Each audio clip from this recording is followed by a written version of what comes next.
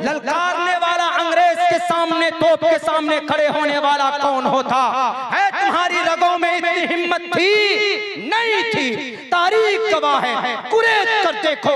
जलियांवाला बाग मैं गया हूँ, मौलाना भी गए होंगे, दोनों कोनों में गोलियों के निशान आज भी मौजूद है। जलियांवाला बाग में 8-7 फीट चौड़े उस रास्ते से बाहर एक सफेद स्टेचू के ऊपर नाम लिखा हुआ है। उस जलियांवाला बाग की रहबरी करने वाला अगर कोई था तो मदरसे का पढ़ा लिखा मौलाना शौकत साहब थे, जो एक मदरसे से पढ़ करके निकले थे। मेरे नौजवान साथियों, ये तारीख कौन बताएगा, ये तारीख कौन बताएगा कि तुम्हारी मस्जिदें, हमारी मस्जिदें, तुम्हारी मंदिर तोड़कर नहीं बनाया जाता। इस्लाम में ये जायज नहीं है। अल्लाह के नबी अलैहिस्सलाम के दूसरे खलीफा अमीरुल मोमिनीन उमर फारूक जब बैतुल मक़दिस फतह करने के लिए हजरत अमर बिन आस को भेजा, अमर बिन आस पहुंचे, मुहासरा किया पूरा, तो वहां के ईसाइयों ने कहा हम तुमको मस्जिद नहीं देंगे आसानी के साथ, अगर तुम्हारा इमाम वैसा ही होगा जैसे मेरी किताब में लिखी हुई उनकी सिफत है तो हम आसानी के साथ चाबी दे देंगे। उमर फारूक पहुंचते हैं, उनके हुलिये को देखते हैं और कितने बड़े 22 लाख मुरब्बा मील को फतह करने वाले एक अमीर, एक ऊंट है, कभी गुलाम सवार होते हैं, कभी खुद बैठते हैं। ये है प्राइम मिनिस्टर, इसलिए बनाया जाता है 10 लाख रुपए का सूट पहनने के लिए नहीं, अपने अपने दोस्तों को करोड़ों रुपए देकर स्विट्जरलैंड और जनाब लंदन भेजने के लिए नहीं, बल्कि उमर फारूक जब बैठे, कभी वो बैठते, कभी गुलाम बैठता है। एक सहाबी ने कहा भी कि ईसाई लोग बड़े मुहज्जब होते हैं, ए अमीरुल मोमिनीन कपड़ा बदल लीजिए, नए कपड़े पहनाए जाते हैं, पेबंद वाला कपड़ा उतार दिया जाता है। तो उमर फारूक कहते हैं नहीं, मुझे जरा अंदर से अजीब महसूस हो रहा, उतार दो, वही पुराना कपड़ा लाओ। उमर फारूक जब मस्जिद बैतुल मक़दिस, मस्जिद अक़सा में पहुंचते, जब उनके लोग देखते सेम मैच करती है वो बातें जो बातें उनकी किताबों में हैं, तो आसानी के साथ चाबी पकड़ाते। लेकिन उमर फारूक क्या कहते हैं कि रुको, ऐसे नहीं, बल्कि बैठो, मैं तुम लोगों को सामने एक लिफाफा, एक अहदनामा लेना चाहता हूं, बना कर देना चाहता हूं। उमर फारूक ने कहा मैं अमीरुल मोमिनीन उमर बिन खत्ताब अमान देता हूं कि आज से किसी क्रिश्चियन को, आज से इनके चर्च को, आज से इनकी सलीब को, आज से इनकी जान को, आज से इनके माल को कोई नहीं लूटेगा, न तोड़ेगा, न उसको डेमोरलाइज करेगा, न डेमोलेशन करेगा, उसको तोड़ेगा नहीं, बुलडोजर लगाकर। आज छोटी बात होती है, अगर कोई टोपी दाढ़ी वाले का मामला होता है या उस मजहब से रिलेटेड कोई मसला होता है तो जनाब बुलडोजर डालकर तोड़ देते हो, जला देते हो, या फिर कहीं पर और किसी चक्रव्यूह में फंसाकर उनको हलाक करने की कोशिश करते हो। उमर फारूक चाहते तो ईसाइयों का कत्लेआम करते, लेकिन नहीं किया। वो उमर फारूक, अरे जिनकी शान में कुरान करीम की कई आयतें नाजिल हुई, 40 से ज्यादा हदीस मुबारका उनके शान में नाजिल हुई, जिनको शैतान देखकर 40 कदम पहले से अपना रास्ता बदल देता था, वो उमर फारूक ने किसी के ऊपर जुल्म ज़्यादती नहीं की है जनाब। उनके मानने वाले हैं हम। 900 जामे मस्जिद बनाई उमर फारूक ने और 3600 मस्जिद बनाई। आज तक कोई माए का लाल बता दे कि किसी मंदिर को तोड़कर बनाया? नहीं बता सकता। फला बादशाह ने ऐसा किया, फला बादशाह ने ऐसा किया, बादशाह ने जो किया। हम जिनको मानते हैं, सहाबा को, अल्लाह के नबी को मानते हैं, उन्होंने किसी के ऊपर कोई जुल्म ज़्यादती नहीं की। और सुन लो, बादशाह हमारे लिए रोल मॉडल नहीं है, हमारे लिए रोल मॉडल हमारे सहाबा हैं, हमारे लिए रोल मॉडल हमारे नबी हैं, हमारे लिए रोल मॉडल हमारा गाइडर और हमारा सत्य मार्ग का दर्शन कराने के लिए हमारा कुरान है। इसीलिए हम किसी बादशाह की बात नहीं करेंगे। बादशाह की तारीख, बादशाह ने क्या लड़ाई की नहीं की, बादशाहों का बल्कि राजनेताओं का कोई ईमान धर्म कभी कभी नहीं होता है। कुछ राजनेताओं का, सबका नहीं बोलूंगा वरना यहाँ बहुत सारे राजनेता, कोई मुखिया है, कोई सरपंच है, अभी हमारी वो पकड़ लेंगे। इसीलिए अल्लाह के नबी अलैहिस्सलाम हमारे रोल मॉडल है, सहाबाए किराम की जिंदगी हमारे लिए रोल मॉडल है। मेरे भाइयों, अदालत और इंसाफ होना चाहिए, खामखा इरिगेशन से लगाकर कि नहीं मदरसों के अंदर जनाब कुरान की तालीम होती। यकीनन अगर आपको कुरान करीम की किसी आयत पर अगर आपत्ति है तो आप उनको अपनी किताबों की रोशनी में देखिए। अगर जैसे अल्लाह के नबी को कुरान करीम में कहा गया या अय्युहन नबिय्यु हर्रिज़िल मुमिनीना अलल क़िताल, तो श्री कृष्ण जी ने भी कौरव को पांडवों के सरदार कृष्ण जी को कहा कुतस्तवा कश्मलिदम विश्मे समुपस्थितम अनार्यजुष्टम कीर्ति कर्म जुनहा, और यूं कहा गया शूद्रो हृदय दौर्बल्यमा, शूद्र के तरह एक निचली जाति के तरह दिल को छोटा मत करो, बल्कि तलवार उठाकर सामने लोगों का वध करो, मुकाबला करो, उनसे मुकाबला करो। यही काम अल्लाह के नबी ने किया था, यही काम हमारे सहाबा ने किया था, और यही काम आज भी मुल्कों का होता है। आज भी एक मुल्क दूसरे मुल्क के ऊपर प्रहार करते हैं, जंग करते हैं। जब उनकी बात नहीं मानते या आपस में लड़ बढ़ते हैं तो एक दूसरे के ऊपर जंग करते हैं, तो इसको खामखा इस्लाम से जोड़ देते हैं। अगर ये मदरसे न होते, अगर ये मसाजिद न होते, ये टोपी और दाढ़ी वाले न होते, तो अंग्रेज के खौलते हुए खून को पानी की तरह और उनकी कलाइयों को तोड़ने वाला कोई योद्धा, कोई माए का लाल पैदा नहीं हुआ। शेखुल इस्लाम जब अंग्रेज के सामने जाते तो उनके पैर कांपने लगते थे कि न मालूम ये क्या कहेगा। उनकी आवाज में वो ताकत थी। कई मर्तबा जब दूसरी जंग अजीम सेकंड वर्ल्ड वॉर हो, जंग हो रही थी, तो भारत से हमारे नौजवानों को सप्लाई करते थे ये अंग्रेज लोग। मौलाना ने कहा कि अंग्रेज के फौज में भर्ती होना नाजायज और हराम। किसी ने कहा कि हुसैन अहमद मदनी अपना स्टेटमेंट बदल दो। मौलाना ने कहा कि स्टेटमेंट बदल दिया तो ईमान का जनाजा निकल जाएगा। अंग्रेज से नहीं डरते हो, किसी अंग्रेज मार सकता है ना, सिर्फ मारेगा तो ये देखो कफन लेकर आया हो। अंग्रेज के तोप में वो गर्मी नहीं थी कि हुसैन अहमद मदनी के सीने को चीर कर निकल सके। जिनके बेटे, जिनके पोते आज की तारीख में मौलाना अरशद मदनी, मौलाना महमूद मदनी, ये उन्हीं के शेखुल इस्लाम के माल्टा में चले गए। अगर ये मदरसा हमारे मदारिस ना होते तो इस देश को मुजाहिदीन और उलमाए किराम की ये मुक़द्दस जमात ना मिलती, जिनकी कुर्बानी की वजह से ये देश आजाद हुआ। ये तारीख हमारी छोटी सी, लेकिन नौजवानों कौन जाने, कौन बयान करे। हम अगर बयान करते हैं तो कभी कभी डर जाते हैं। नहीं, मजहब इस्लाम भी जुल्म के खिलाफ बोलने के लिए कहा, कत्ल करने के लिए नहीं कहा। कत्ल मत करो, कत्ल की तो ममानियत है। उन्होंने कहा कि नहीं, आपके कुरान में कत्ल की बात कही गई नहीं। खामखा किसी को मारना, कत्ल करना, मन कतल नफ्सन बिगैर नफ्सिन औ फसादिन फिल अर्ज़ फकअन्नमा कतल अन्नास जमीआ, बिना बात के किसी को कत्ल कर देंगे तो गोया कि पूरी दुनिया के इंसानों का खात्मा कर दिया, कत्ल कर दिया। साफ लफ्जों में लिखा अथर्ववेद के अंदर यही बात लिखी हुई, साफ लफ्जों में, साफ लफ्जों में यूं कहा गया तुवम तूर्य तरुष्यतहा, साफ लफ्जों में तुवम, तुम, तुवम मतलब तुम। संस्कृत में अहम मने में, अहम मने में, अहम अब्दुल्ला सालिम अस्ति, मैं अब्दुल्ला सालिम यहाँ बैठा हूँ।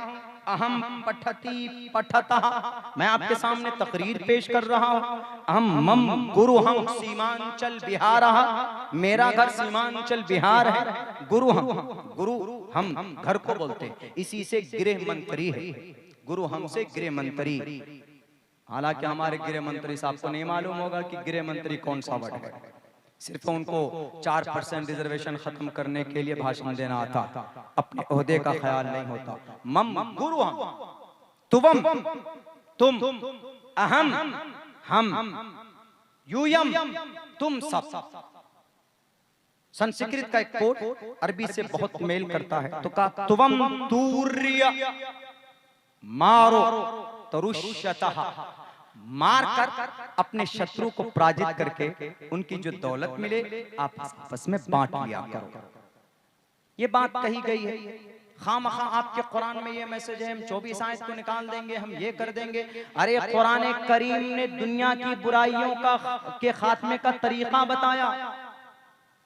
जिना के बाजार करम, जिना से बचें कैसे। लाल कृष्ण अडवाणी जी से किसी ने पूछा कि सर प्लीज टेल मी, जिना का जो रेपिस्ट होगा उसको क्या सजा मिलनी चाहिए। उन्होंने कहा कि should be that penalty, according my opinion should be that penalty, because woman power, woman it is an integral part of our society. औरत हमारी सोसाइटी का हिस्सा है। बल्कि हम यूं कहेंगे, इस्लाम तो यूं कहता है कि it is a integral essential part from the human being, इंसानियत का एक हिस्सा है, इंसान का, मैनकाइंड का एक हिस्सा है। अल्लाह तबारक खलक़कुम मिन नफ्सिन वाहिदा, इसीलिए उनको सजाए मौत मिलनी चाहिए। अच्छा ठीक है, सजाए मौत दे देंगे, लेकिन इस सजाए मौत देने से पहले क्या इस बुराई के खात्मे के लिए कोई उपाय नहीं है? सर बताइए जरा, कोई रास्ता नहीं है? क्रिश्चियन में है, क्रिश्चियन वाले क्या बोलते हैं, अगर कोई जिना करता है तो उसको सजाए मौत दो। जी, सजाए मौत देने से पहले इस बीमारी को दूर करने के लिए कोई उपाय? क्रिश्चियन में कोई उपाय नहीं, लेकिन राजानी को, रेपिस्ट को सजाए मौत। जोडाइज्म में चले जाइए, यहूदियों में शरीयत मूसवी में तो जान से मारने, कत्ल करने, जला देने का ऑर्डर है था जो जिना करता था, जो रेप करता था, लेकिन उसमें बताने का, बचाने का कोई तरीका नहीं। ऋग्वेद पढ़ लीजिए कि भाई जिना से कैसे बचा जाए, कोई तरीका नहीं, बल्कि उसमें प्रेम विवाह को हवा दी गई है। प्रेम विवाह होना चाहिए, आंख में आंख लड़ाओ, गर्लफ्रेंड बनाओ, सपने दिखाओ, हम तुम्हारे लिए चांद पर जाएंगे, तारे तोड़ कर लाएंगे, you will be my great life partner, तुम मेरी लाइफ पार्टनर बनोगे। आजकल हमारे नौजवान क्या बोलते, कभी कभी मौलाना अगर कोई किसी से सच्ची मोहब्बत करे तो मैं बहुत दिल से मोहब्बत करता हूं, मेरी मोहब्बत सच्ची है। सच्ची मोहब्बत किसी औरत से, किसी नामहरम, किसी गैर महरम से नहीं हो सकती, वो एक अट्रैक्शन है। आजकल हमारे नौजवान तो बहुत गलत रास्ते पर, ये चॉकलेट डे, ये फ्रेंडशिप डे, ये वैलेंटाइंस डे, और ये बर्थडे, ये केक डे, और कभी कभी एंड डे मना देते, मर्डर डे भी मना देते। बात नहीं मानी गई, बात नहीं बनी तो मर्डर। इसीलिए इस्लाम कहता है ये जो केक डे मनाने को जायज कहते हो ना तुम लोग, कि भाई कन्या बीच में आपस में बात करें, लड़का लड़की जायज, इस्लाम कहता है यही तो नाजायज है, यहीं से तो फितना शुरू है। इस्लाम कहता है कि don't show your gauge and guard, please बो योर गेज एंड गार्ड, अपनी निगाहें नीचे रखो, एक दूसरे से नजरें ना मिलाओ।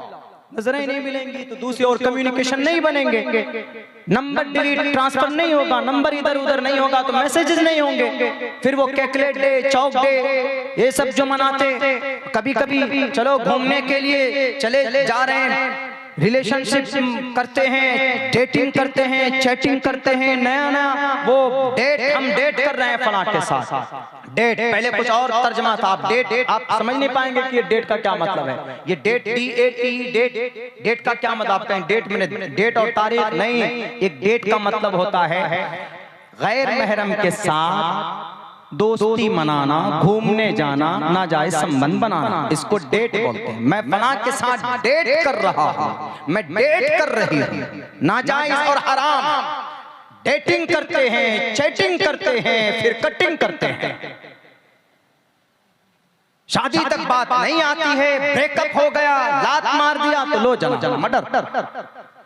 इस्लाम कहता है दुनिया की नजर में, ये दुनिया वाले कहते हैं डेट भी जायज, चैटिंग भी जायज, कटिंग ना जायज है, मर्डर ना जायज है। इस्लाम कहता है कि न डेट जायज, न चैटिंग जायज, ये न चैट होनी चाहिए, न डेट होनी चाहिए। वला तक़रबुज़ ज़िना, ये सारे जिना के क़ुर्बत का रास्ता। इसीलिए अल्लाह तबारक व तआला अपने पाक कलाम में इरशाद फरमाता है कि समाज के जवानों को निगाहें नीची रखनी चाहिए। हमारी समाज के बेटे और बेटियां, मुस्लिम औरतें, मुस्लिम मर्द जितने भी हैं, सबको निगाहें नीची रखनी चाहिए। जब हम निगाहें नीची रखेंगे तो फिर हमारी बहुत सारी अल्लाह तबारक व तआला बुराइयों से हिफाजत फरमाएगा।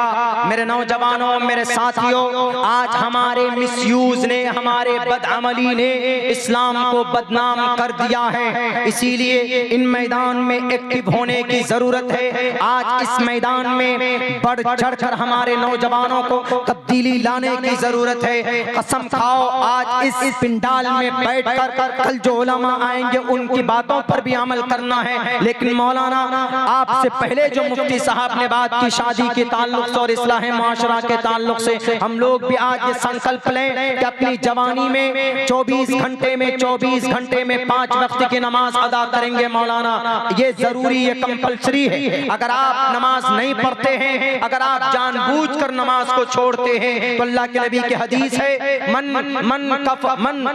तरक सलात मुतअम्मिदन फक़द कफर। इमाम अहमद इब्न हंबल तो कहते हैं कि जानबूझकर नमाज को छोड़ने वाला काफिर बन जाता। इमाम इसहाक बिन राहवे फरमाते, यही फरमाते कि जानबूझकर नमाज छोड़ने वाला काफिर बन जाता। फक़द कफर जब कद माजी में आता है तो यकीन का माना देता है। कद कफर जानबूझकर नमाज छोड़ने वाला काफिर हो गया। जानता है कि नमाज पढ़ना it is a integral part of our life, it is a command of Allah सुब्हानहू व तआला direct to send down to the earth and to teach for you and for all Muslim person. उसके बावजूद भी नमाज छोड़ता है, इसीलिए काफिर बन जाता है। वो गनीमत जानिए इमाम अबू हनीफा और अइम्मा किराम का, उन्होंने थोड़ी गुंजाइश निकाल कर ये बात कही कि काफिर तो नहीं होता, अलबत्ता कुफ्र के दरवाजे तक पहुंच जाता है। कुफ्र इस्लाम के दरमियान में नमाज एक आड़ है, हद फासिल है। वरना वो लोग भी कहेंगे कि मौलाना जैसे आप लोग सूरह फातिहा पढ़ते हैं, हम लोग भी पढ़ते हैं, ओम भूर्भुवस्वाहा तत्सवितुर्वरेण्यं भर्गो दिवस्य धीमहि धियो यो नः प्रचोदयात्। जैसे आप लोग कलमा पढ़ते हैं ला इलाहा इल्लल्लाह, हम लोग ब्रह्मा सूत्र पढ़ते हैं कम्मा ब्रह्म द्वितीयो नास्ते नैना नास्ते किंचन। जैसे आप लोग दिक्कत परेशानी के वक्त में आयतुल कुर्सी पढ़ते हैं अल्लाहु ला इलाहा इल्ला हुवल हय्युल क़य्यूम। हम लोग संकट के वक्त में संकट हनुमान चालीसा पठतः, जब संकट का वक्त आए तो उस वक्त हम लोग पढ़ते हैं जय हनुमान ज्ञान गुण सागर, जय कपीसते हो लोक उजागर, रामदूत अतुलित बलदामा, अंजनी पुत्र पवन सुतनामा। वो कहेंगे कि मौलाना जब आपको कोई, जब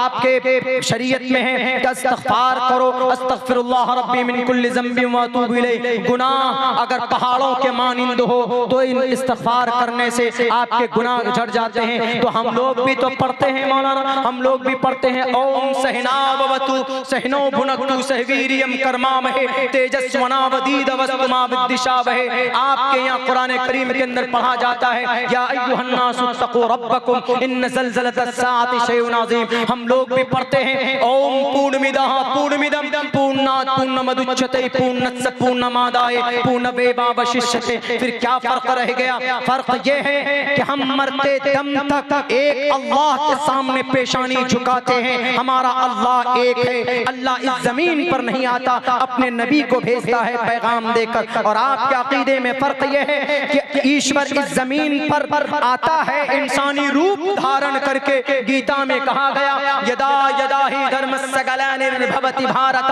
अभ्युत्थानम धर्मस्य तदात्मानं सृजामहे। जब कोई बुराई का खात्मा करना हो तो ईश्वर इंसानी रूप धारण करके आता है। जब सतयुग के बाद त्रेता युग में बुराई आई तो श्री रामचंद्र जी राजा दशरथ के घर पे पैदा हुए। अब से तकरीबन 36 लाख साल पहले उनके अकीदे के मुताबिक। हमारे अकीदे में तो इंसान की उम्र ज्यादा से ज्यादा 10.5 या 10,000 साल है, उससे ज्यादा नहीं। लेकिन उनके यहाँ सतयुग 16 लाख साल का है, त्रेता युग 12 लाख साल का है, द्वापर युग 8 लाख साल का है, कलयुग चल रहा है जो 4 लाख साल का है, जो कि सारी देवमालाई कहानियां हैं, ये लोगों को समझाते। लेकिन कहते हैं कि जमीन से बुराई के खात्मे के लिए इंसानी रूप धारण करके परमात्मा आता है। जैसे विष्णु 7वां अवतार राम की शक्ल में आए इस जमीन पर। यहाँ पर एक बात आपको नॉलेज के तौर पर बता दूं, रामचंद्र जी जिस दिन पैदा हुए उसी दिन उनकी पैदाइश पर राम नवमी मनाते हैं, चैत महीने की 9वीं तारीख, शुक्ल पक्षस समाद मास जाते ददुरसतो पुत्रम पितरो हस्तमानसो, उसी दिन। और उस दिन करना क्या? रामचंद्र जी जिस दिन पैदा हुए उस दिन चाहिए कि थाली में तुलसी चंदन मीठा डालकर सूर्य नमस्कार करे। उनकी बात बता रहा हूं, मैं अपनी बात नहीं बता रहा हूं। हम तो सूर्य नमस्कार किया किसी गैरुल्लाह की इबादत के कायल नहीं है, इजाजत भी नहीं। उस दिन करे और पूरे दिन उपवास रखे, पूजा रखे, व्रत रखे, रोजा रखे पूरे दिन। उसके बाद क्या करे, शाम को भजन कीर्तन भजन। कीर्तन भजन का मतलब जिक्र करे। वज़क्किर फ़इन्न ज़िक्रा तनफ़उल मुमिनीन। हमारे यहाँ है कि अगर अल्लाह का जिक्र करेंगे तो आपका दिल का मैल खत्म होगा, आपका दिल स्ट्रॉन्ग और मजबूत होगा, दिल मुतमईन होगा। ये है उनके यहाँ है कि कीर्तन भजन करेंगे, ईश्वर के अच्छे नाम लेंगे तो अच्छी चीजें उनके अंदर आएंगी। ये बात उनकी किताब में लिखी हुई। लेकिन करते क्या है? अच्छा, श्री रामचंद्र जी की अम्मा का नाम क्या बता देता हूँ, कौशल्या है, बहुत मशहूर बात है कौशल्या। उनकी दूसरी माँ का नाम कैकेयी, तीसरी माँ का नाम सुमित्रा। अब जो लोग बोलते हैं कि अल्लाह के नबी ने क्यों शादी की, इतनी मुसलमान में 4 शादी क्यों करते हैं? राजा दशरथ ने भी 3 ब्याह की शादी की, रामचंद्र जी के अम्मा 3 है, कौशल्या, कैकेयी, सुमित्रा। कोई संतान नहीं, कोई बच्चे, कोई औलाद नहीं हो रही थी, तब हवन कराया गया। उस हवन से एक देव निकला थाल लेकर और कहा कि बेटे ये कौशल्या को खिलाओ, सुमित्रा को, कैकेयी को खिलाओ। जब वो मिठाई खिलाई गई, वो प्रसाद जब खिलाया बांटा गया, तब जाकर उनके पेट में श्री रामचंद्र जी आए और श्री रामचंद्र जी सत्युग त्रेता युग में इस जमीन पर आए और उन्होंने युवावस्था में, जवानी के आलम में सबसे पहले राक्षसी ताड़ना का वध किया, सबसे पहले, यानी जुल्म के खिलाफ आवाज बुलंद की। तो अगर यकीनन उनको फॉलो करते हैं तो फॉलो कीजिए, जालिमों का खात्मा कीजिए, बेचारे मासूम लोगों का खात्मा क्यों करते? मेरे भाइयों, तो बैरक हम लोग आज यकीनन जिम्मेदार हैं अपनी इस परेशानी का। हमने खुद ही अल्लाह की तरफ से इतनी सारी परेशानियों को जो हमारे ऊपर आई, हमने खुद से दावत दी और इनवाइट की। उलमाए किराम बैठे।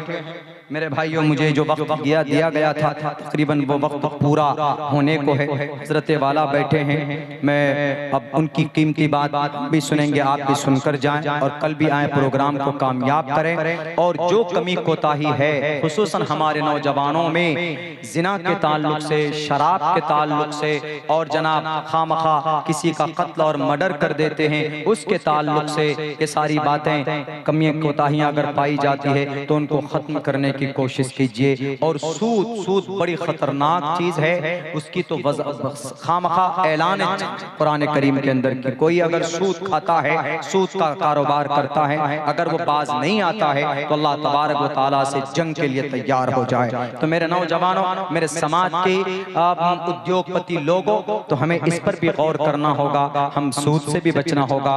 और दूसरी चीज ये कि आज जो गुर्बत है समाज के अंदर, जो बुराइयां हैं समाज के अंदर, हमारी बच्चियां जो मुर्तद हो रही है, हमें गौर करना होगा, हमें फिक्र करनी होगी। हमने एक खाका, एक ढांचा बनाया, 1 मिनट में आपके सामने पेश करता हूं। आरएसएस वाले क्या करते हैं, एक दिन में 5 रुपए जमा करते हैं। 10 साल उनके 11 करोड़ मेंबर हैं। पता एक दिन में कई करोड़ जमा हुआ? इस देश में मुसलमान तकरीबन आज की तारीख में अगर आप गिनेंगे तो 35 से 40 करोड़ मुसलमान। अगर 10 करोड़ मुसलमान एक दिन में 1 रुपए जमा करेगा तो 10 करोड़ जमा हो जाएंगे। और 1 दिन में 10 करोड़ जमा होगा पैसा, तो पूरे 30 दिन में 300 करोड़ रुपए जमा होंगे। और 12 महीने में कितने? 3600 करोड़। 3600 करोड़ रुपए अगर जमा हो जाएंगे एक साल में। और चंदा करने के लिए हमारे उलमा को नहीं जाना पड़ेगा। एक मदरसे की बजट तकरीबन 70% मदरसे ऐसे हमारे इस मुल्क में जिसकी सालाना बजट मेरे ख्याल से 25 से 30 लाख है।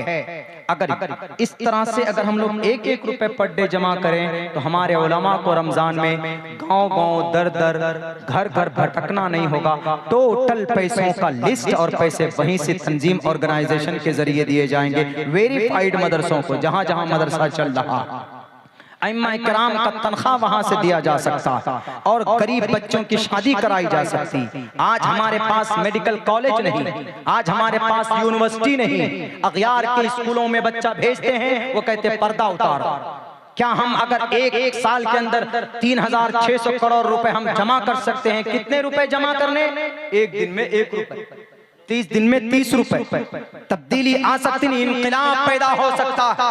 हम इस देश को भी चंदा दे सकते हैं अपने मुल्क को, और हमारी यूनिवर्सिटी और हमारे कॉलेजेस और हमारे स्कूल्स, हमारे मदरसे, हमारे उलमा, हर तरह के लोगों को फरावानी हो सकती है जनाब। लेकिन इसको इम्प्लीमेंट करने की जरूरत है। हमारे जो जिम्मेदार हैं, हमारे जो अकाबिर उलमाए किराम है, उनको बढ़कर इसमें इनको इम्प्लीमेंट करने के लिए कोई ना कोई कदम बढ़ाना होगा। आप ये काम कीजिए। इस काम को आप नहीं करेंगे तो आरएसएस वाले कर रहे हैं। आरएसएस वाले कहीं पर चंदा जमा करने नहीं जाते।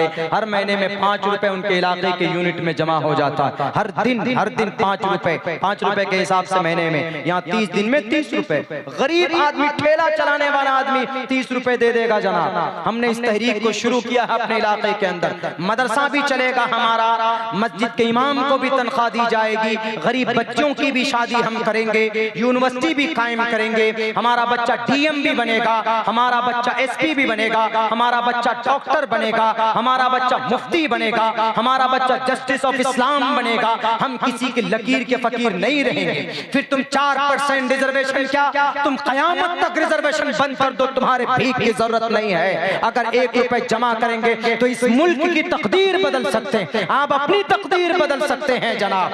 आज एक आदमी की केस लड़ने के लिए हमारे पास एक सरपंच साहब अभी बता रहे थे, नाम भूल चुका हूं मैं, वो कह रहे थे कि 2 साल से एक औरत जेल में, उसकी पैरवी करने वाला कोई नहीं, हमारे पास पैसा और फंड नहीं है। मेरे भाइयों, अब अमल की जरूरत है, अमली मैदान में काम करने की जरूरत है। बहुत बहुत शुक्रिया, जज़ाकल्लाह। अस्सलामु अलैकुम व